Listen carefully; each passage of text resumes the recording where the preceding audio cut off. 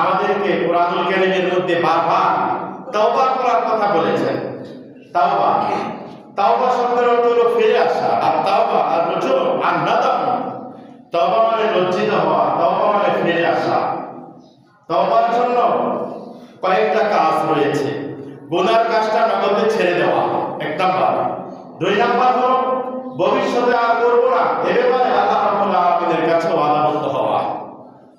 তিন নাম্বার আল্লাহ রাব্বুল আলামিনের কাছে চরম পর্যায়ে লজ্জিত হওয়া যে মালিক আমাদেরকে জীবন দিয়ে পৃথিবীর মধ্যে রেখেছেন, সুস্থতা দান করেছেন, আমাদেরকে নিয়ামত দিচ্ছেন, সেই নিয়ামতগুলো সব ভোগ করে সেই মালিকের বড় বড় নাফরমানির মধ্যে, অবাধ্যতার মধ্যে লিপ্ত রয়েছি আমি। সেজন্য আল্লাহ রাব্বুল আলামিনের কাছে চরমভাবে লজ্জিত হওয়া, নিজেকে ছোট মনে করা। মানুষের সাথে অন্যায় যদি কোনো কিছু হয়ে থাকে তাহলে মানুষের কাছ থেকে মাপ চেয়ে নেওয়া, তার কাছে ছোট হয়ে তার থেকে মাপ মুক্তি নিয়ে নেওয়া, তখন আল্লাহ রাব্বুল আলামিন বান্দার সমস্ত গুনাহকে কি করে দিবেন? মাফ করে দিবেন, যদি এইভাবে বান্দা আল্লাহ রাব্বুল আলামিনের পথে চলে আসে। এটা হলো তাওবা। আর ইস্তিগফার হলো ক্ষমা প্রার্থনা করা, আল্লাহ তাআলার কাছে মাফ চাওয়া। আস্তাগফিরুল্লাহ, আস্তাগফিরুল্লাহ, আল্লাহ আমি আপনার কাছে ক্ষমা চাচ্ছি, আমাকে ক্ষমা করে দেন। এটা হলো ইস্তিগফারের অর্থ। আর তওবা যেটা বললাম সেটা হলো তওবা। আল্লাহ রাব্বুল আলামিন কালামে হাকিমের মধ্যে বান্দাকে ইস্তিগফার করার কথা বলেছেন, তওবা করার কথা বলেছেন। সৌভাগ্যবান হলো ওই ব্যক্তিরা যাদের জীবনে তওবা এবং ইস্তিগফার দুটার কোনো অভাব নেই, দুটাই যারা সব সময় দুটাই আল্লাহ রাব্বুল আলামিনের কাছে প্রার্থনা করে থাকে, আল্লাহর পথে ফিরে আসার জন্য যারা চেষ্টা করে থাকে তওবার মাধ্যমে। মহানবী সাল্লাল্লাহু আলাইহি সাল্লাম তিনি প্রত্যেক দিন 100 বার তওবা করেছেন, 100 বার ইস্তিগফার করেছেন আল্লাহ রাব্বুল আলামিনের কাছে।